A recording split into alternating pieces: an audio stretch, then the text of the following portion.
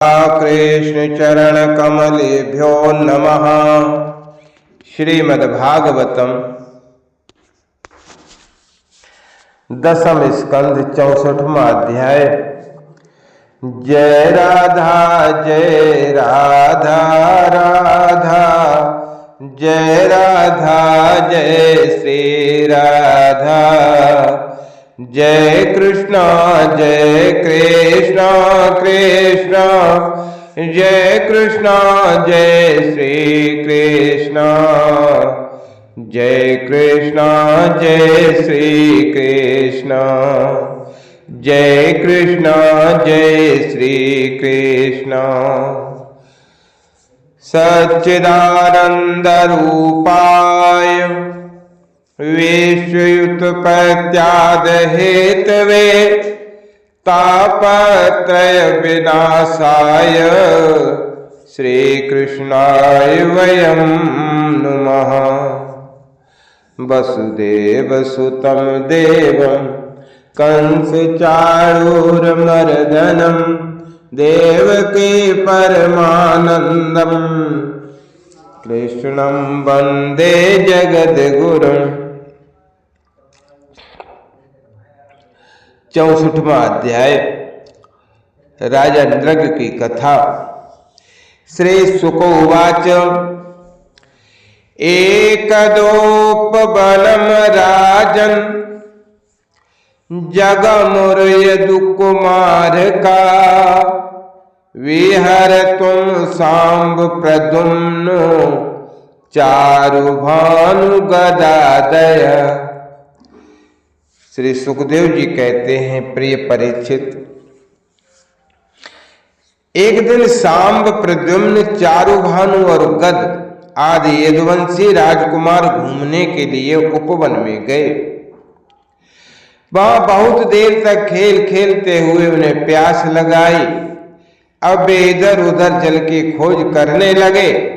वे कुएं के पास गए, उसमें जल तो था नहीं। एक बड़ा विचित्र जीव दिख पड़ा। वो जीव पर्वत के समान आकार वाला था, एक गिरगिट था। उसे देखकर उनके आश्चर्य की सीमा न रही। उनका हृदय करुणा से भराया और वे उसे बाहर निकालने का प्रयत्न करने लगे।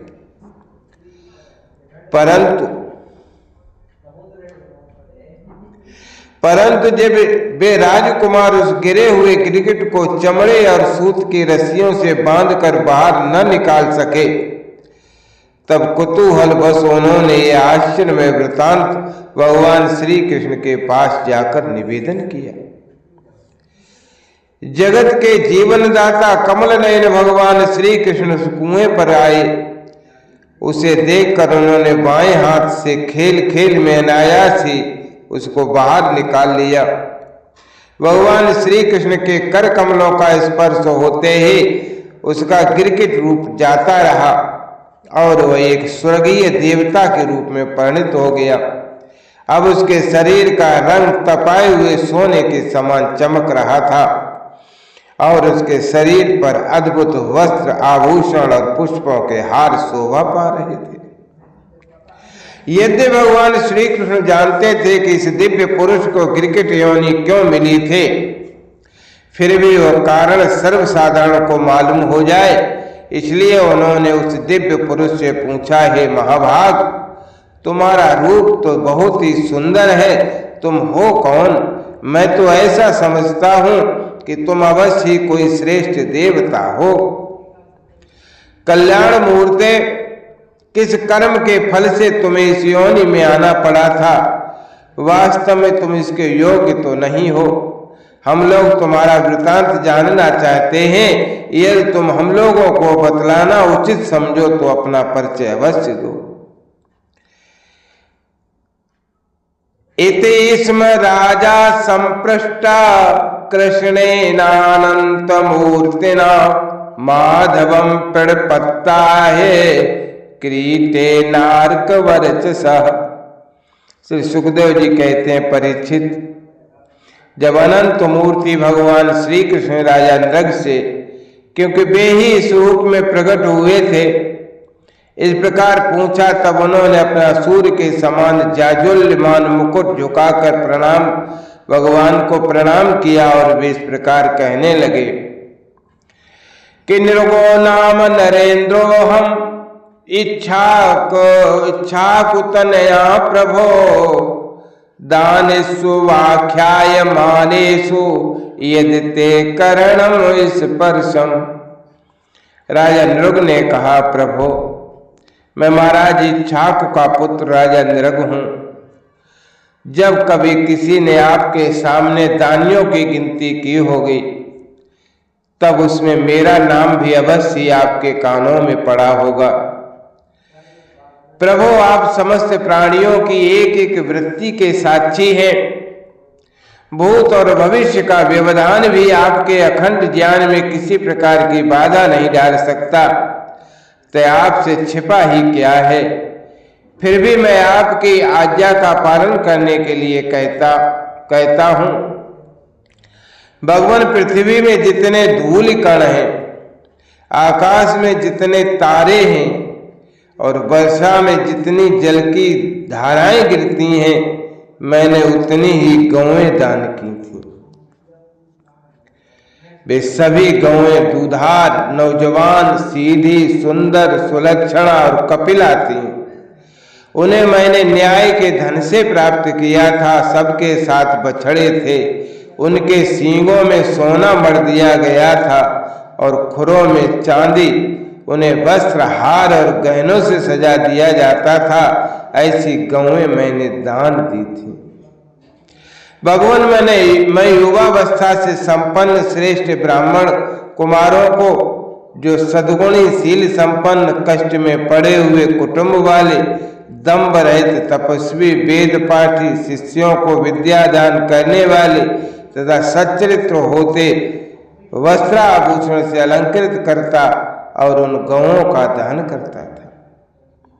इस प्रकार मैंने बहुत सी गौएं, पृथ्वी, सोना, घर, घोड़े, हाथी, दासियों के सहित कन्याएं, तिलों के पर्वत, चांदी, सैया, वस्त्र, रत्न, गृह सामग्री और रथ आदि दान किए।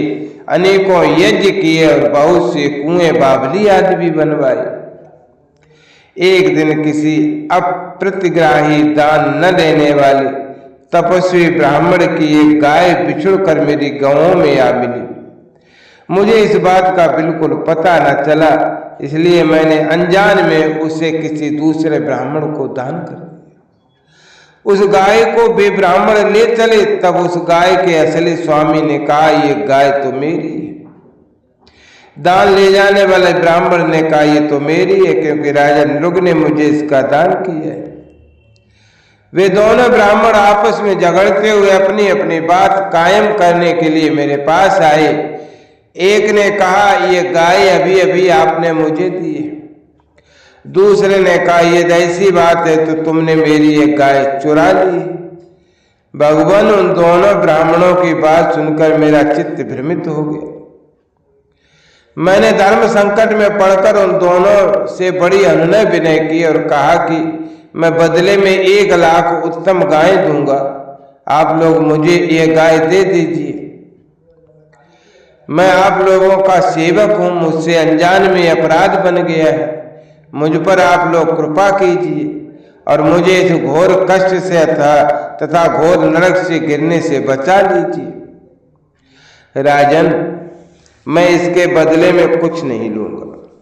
ये कहकर गाय का स्वामी चला गया और तुम इसके बदले में 1 लाख ही नहीं 10,000 गौएं, 1 लाख ही नहीं 10,000 गौएं और दो तो भी मैं लेने को नहीं।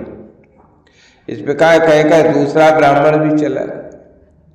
देवाधिदेव जगदीश्वर इसके बाद आयु समाप्त होने पर यमराज के दूत आए और मुझे यमपुरी ले गए। वहां यमराज ने मुझसे पूछा कि पूर्वम त्वम शुभम भुंक्षे उताहो नृपते शुभम नान्तं दानस्य धर्मस्य पश्यै लोकस्य भास्वतः। राजन, तुम पहले अपने पाप का फल भोगना चाहते हो या पुण्य का?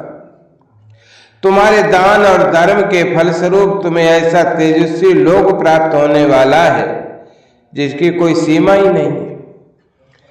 भगवान, तब मैंने यमराज से कहा, देव, पहले मैं अपने पाप का फल ही भोगना चाहता हूं। और उसी क्षण यमराज ने कहा, तुम गिर जाओ। उनके ऐसा कहते ही मैं वहां से गिरा और गिरते ही समय मैंने देखा कि मैं गिरगिट हो गया। प्रभु, मैं ब्राह्मणों का सेवक, उदार, दानी और आपका भक्त था। प्रभु, मुझे इस बात की उत्कट अभिलाषा थी कि किसी प्रकार आपके दर्शन हो जाएं। इस प्रकार आपकी कृपा से मेरे पूर्व जन्मों की स्मृति नष्ट न हुई। भगवान, आप परमात्मा हैं। शात्वम कथम मम विभो अच्छ पथा परमात्मा योगेश्वर ही श्रुत दृशामल हृदय भाव्य साक्षाद धोक्षज उर्व्यसनांध बुद्धे श्यान मेनु दृश्य यस्य भवाप वर्ग। बड़े बड़े शुद्ध हृदय योगीश्वर उपनिषदों की दृष्टि से, अभेद दृष्टि से अपने हृदय में आपका ही तो ध्यान करते रहते हैं। हे इंद्रियातीत परमात्मन, साक्षात आप मेरे नेत्रों के सामने कैसे आ गए? क्योंकि मैं तो अनेक प्रकार के व्यसनों, दुखद कर्मों में फंसकर अंधा हो रहा था। नाथ, आपका दर्शन तो तब होता है जब संसार के चक्र से छुटकारा मिलने का समय आता है। नाथ, देव देव जगन्नाथ गोविंद पुरुषोत्तम नारायण ऋषिकेश पुण्य श्लोकाच्युताव्य। देवताओं के भी हे आराध्य देव, हे पुरुषोत्तम, हे गोविंद, आप ही व्यक्त और अव्यक्त जगत तथा जीवों के स्वामी हैं। अविनाशी अच्युत आपकी कीर्ति पवित्र है। अंतर्यामी नारायण आप ही समस्त वृत्तियों और इंद्रियों के स्वामी हैं। नाथ, हे प्रभु, हे श्री कृष्ण, मैं अब देवताओं के लोक में जा रहा हूं। आप मुझे आज्ञा दीजिए। आप ऐसी कृपा कीजिए कि मैं चाहे कहीं भी क्यों न रहूं, मेरा चित्त सदा आपके चरण कमलों में ही लगा रहे। नाथ, नमस्ते सर्वभावाय ब्रह्मणेऽनंत शक्तया कृष्णाय वासुदेवाय योगानाम पतये नमः। कृष्णाय वासुदेवाय योगानाम पतये नमः। योगानाम पतये नमः। आप समस्त कार्यों और कारणों के रूप में विद्यमान हैं। आपकी शक्ति अनंत है। आप स्वयं ब्रह्म हैं। आपको मैं नमस्कार करता हूँ। हे सच्चिदानंद स्वरूप सर्वंतर्यामी वासुदेव श्री कृष्ण, आप समस्त योगों के स्वामी हैं, योगेश्वर हैं।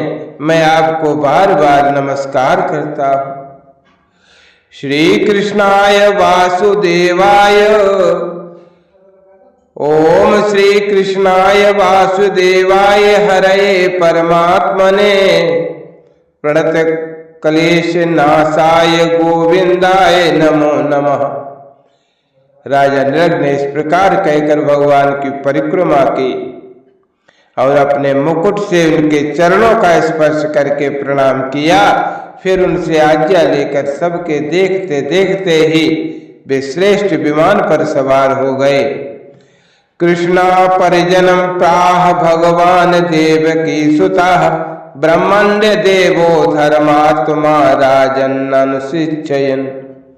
राजा नृग के चले जाने पर ब्राह्मणों के परम प्रेमी धर्म के आधार देवकी नंदन भगवान श्री कृष्ण ने क्षत्रियों को शिक्षा देने के लिए वहां उपस्थित अपने कुटुंब के लोगों से कहा कि जो लोग अग्नि के समान तेजस्वी हैं, वे भी ब्राह्मणों का थोड़े से थोड़ा धन हड़प कर नहीं पचा सकते।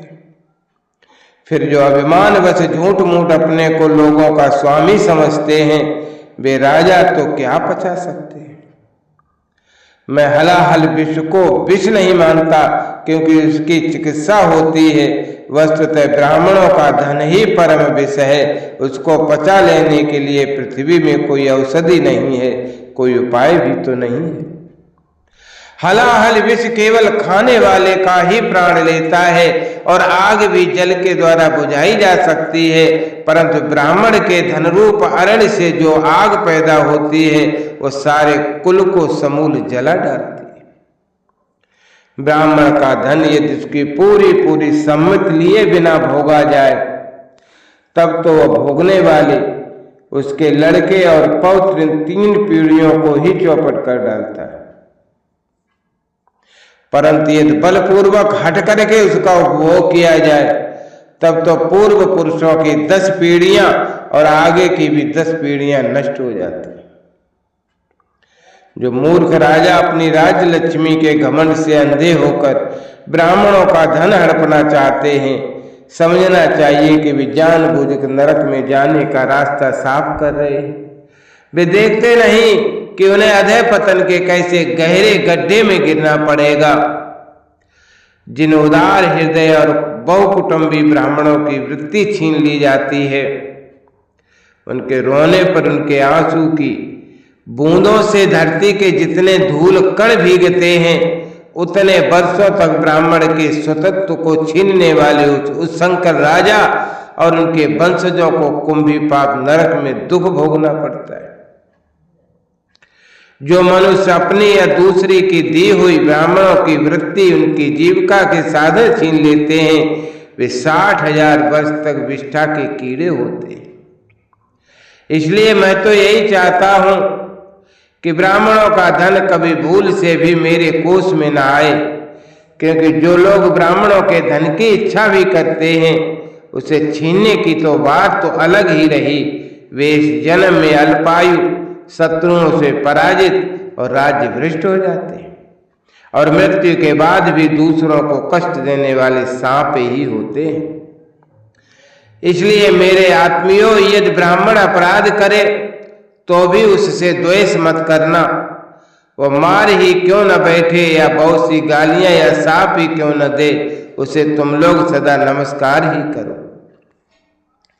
जिस प्रकार मैं बड़ी सावधानी से तीनों समय ब्राह्मणों को प्रणाम करता हूं, वैसे ही तुम लोग भी किया करो। जो मेरी इस आज्ञा का उल्लंघन करेगा उसे मैं क्षमा नहीं करूंगा, दंड दूंगा।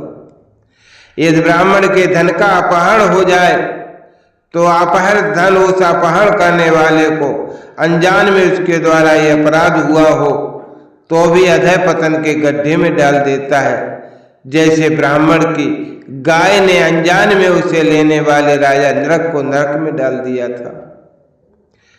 परीक्षित, समस्त लोकों को पवित्र करने वाले भगवान श्री कृष्ण द्वारिका वासियों को इस प्रकार उपदेश देकर अपने महल में चले गए।